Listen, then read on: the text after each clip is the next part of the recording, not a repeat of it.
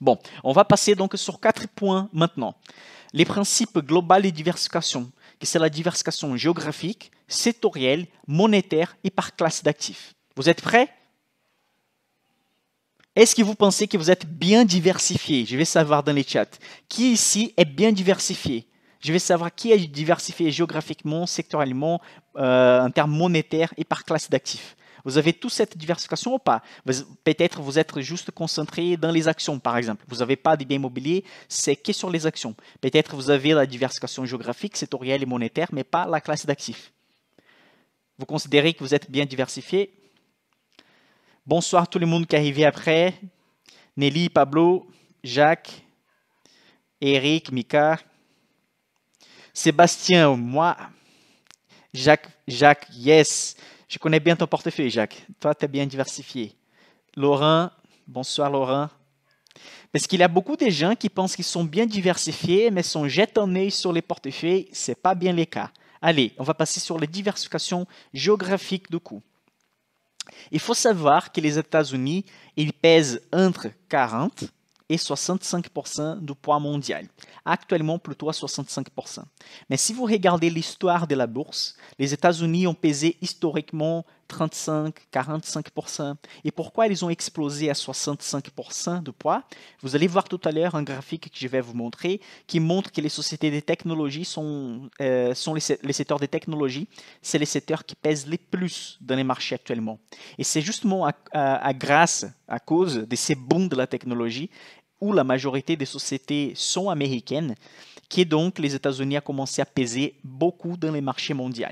Donc un portefeuille diversifié géographiquement, il va peser entre 40 et 65% aux États-Unis, il va avoir entre 20 et 35% en Europe, il va avoir des 5 à 20% sur l'Asie ou sur les émergents. Quelques petites étoiles, quelques remarques ici.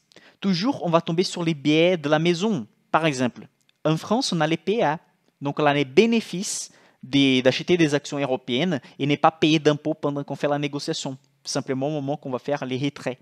Donc, ça permet à l'investisseur français d'avoir un peu plus de poids sur l'Europe. Donc ça, c'est normal. Okay? Donc, un investisseur européen avoir 50-60%, entre guillemets, c'est normal. Mais si vous avez 100% de portefeuille en Europe, ou 100% de portefeuille en France, ou 100% de portefeuille aux États-Unis, là, vous avez les risques intrinsèques au pays, qu'on avait vu tout à l'heure, que c'est les risques systémiques du pays. On ne peut jamais effacer ces risques. Donc, si on a tout notre argent, par exemple en Russie, et la guerre va commencer, évidemment qu'on va perdre beaucoup d'argent. Si on laisse l'argent qui est en France, on va voir les risques de la France. Donc l'idée de la diversification géographique, c'est placer un petit peu dans chaque pays, justement pour éviter ces risques élevés de chaque pays. Il y a des gens qui disent, ouais, c'est les États-Unis qui performent les plus, donc on va placer tout aux États-Unis. Mais n'oubliez pas que du coup, on va voir les risques des États-Unis, tout concentré là-bas. C'est pour ça que si vous êtes optimiste par rapport à une région géographique, vous pouvez surpondérer cette région géographique, mais sans placer 100% des œufs dessus, okay, dans ces mêmes paniers. Ok, donc là, c'est les poids qui respectent les critères mondiaux. On avait déjà vu précédemment dans les premiers lives qu'on a 900 sociétés investissables en France et 9000 aux États-Unis. La France pèse 3,5% du marché mondial. D'où on a appris qu'on ne va pas laisser 90% ou 100% de notre patrimoine en France. D'où l'intérêt d'investir aux États-Unis. Okay? On a vu aussi la diversification géographique. On a toujours les biais maison. Je vous avais montré que la majorité des Français investissent que sur la France. Donc, grosso modo, un portefeuille d'un Français moyen investit entre 50 et 60% en France. Mais la France pèse seulement 3% du marché mondial. Donc, ça veut dire qu'il y a un erreur. Okay? Donc, ça veut dire que les Français sont surpondérés sur la France. C'est normal parce qu'il y a les biais maison, mais un biais tellement élevé, ça, c'est pas normal. Okay? Donc, une astuce pour garder en tête, si vous respectez plutôt cette diversification affichée ici maintenant, vous respectez un portefeuille global, mondial. Vous avez toujours l'option de surpondérer, par exemple, on suppose que vous allez mettre 100% sur l'Asie à partir de maintenant. Peut-être votre portefeuille va rentabiliser beaucoup plus que le reste des autres portefeuilles, parce que l'Asie va exploser pour une raison qu'on ne connaît pas. Mais là, dans ces cas, il faut savoir que vous avez les risques Asie. Si ça se passe quelque chose qui est en Asie, vous allez perdre beaucoup d'argent. Je pense que vous avez bien compris les principes. Bon, la diversification sectorielle. Beaucoup de gens savent que c'est important d'investir sur plusieurs secteurs. Ici, il y a une recommandation, il faut investir au moins sur 4 grands secteurs. Et je vous explique pourquoi. Il y a certains secteurs qui sont attachés un à l'autre. La corrélation elle est très élevée. Des autres secteurs, ils ne sont pas corrélés, comme par exemple la santé et la finance. Ce sont des secteurs qui ne sont pas très attachés. Ou les secteurs d'énergie et les secteurs de consommation ou les secteurs de santé aussi. Ils ne sont pas tellement corrélés. Donc, on va essayer de au moins diversifier sur 4 secteurs. Normalement, on doit avoir au moins 6 ou 7 dans le monde idéal. Donc, quels sont les principaux secteurs de l'économie? L'industrie, l'information et la technologie, la santé, la finance, la consommation discrétionnaire, qui c'est la consommation cyclique. Par exemple, on va acheter des voitures. Quand l'économie va bien, tout le monde achète des voitures. Des consommations, des choses qu'on n'a pas vraiment besoin, mais ce sont des choses qu'on s'est fait plaisir. Okay? Par exemple, les voitures, pour certains, c'est un bien très utile pour aller au boulot, etc. Mais on sait bien que quand l'économie va décoller, beaucoup de gens commencent à acheter des voitures, se faire plaisir, etc. Il a la communication et les services. Il y a les matériaux, la consommation des bases aussi. Par exemple, les traitements et la vente d'eau. Okay? La vente d'énergie aussi, la transmission d'énergie, fait un mélange entre les secteurs de consommation des bases et l'énergie. Aussi, on a l'énergie pure, des sociétés comme EDF, Engie, etc. On a les sociétés des biens utiles, comme j'avais dit, les traitements d'eau, etc. On a les consommations publiques aussi.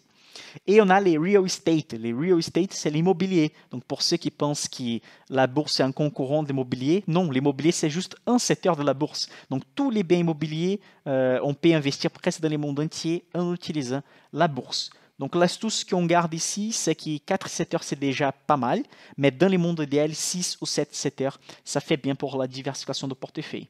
Et à nouveau, à chaque fois, je vais faire cette remarque.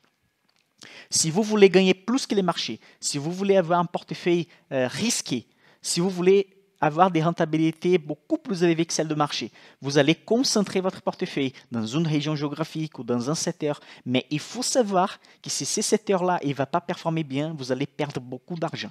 Donc la diversification extrême, elle va minimiser. Vous allez faire une rentabilité proche à celle de marché, 7, 8, 10% par an. Et plus vous allez concentrer, plus vous allez risquer, plus vous allez avoir les potentiels de gagner, mais aussi vous allez les potentiels des pertes. Okay? C'est les risques des pertes. Bon, ici, c'est très cool, ces graphiques, j'adore, parce que ça montre en fait les principaux secteurs du marché entre 1800 et les années 2010. Donc, vous voyez qu'en 1800, on avait presque que de la finance et de l'immobilier. Entre 1850, la révolution industrielle et tout ça, jusqu'au début des années 1900, donc jusqu'à la Deuxième Guerre mondiale, on avait les transports comme principal secteur de l'économie. Les Dow Jones, l'indice américain, il a été créé dans cette époque, à la fin des années 1800. Donc, dans l'indice Dow Jones, on avait presque que de l'industrie et du transport. Même un peu après la fin de la Première Guerre mondiale, on a commencé avec l'énergie et les matériaux. Et vous avez que depuis les années 70, on a l'information et la technologie avec un peu de la finance et de l'immobilier et avec un peu de l'énergie et des matériaux. Donc, au fur et à mesure que le temps est passé, on est moins concentré sur un secteur et on est concentré sur plusieurs secteurs. D'où l'importance d'avoir 4, 5 ou 6 secteurs dans les portefeuilles. Actuellement, donc, les secteurs qui pèsent le plus, c'est les secteurs de la technologie. Okay?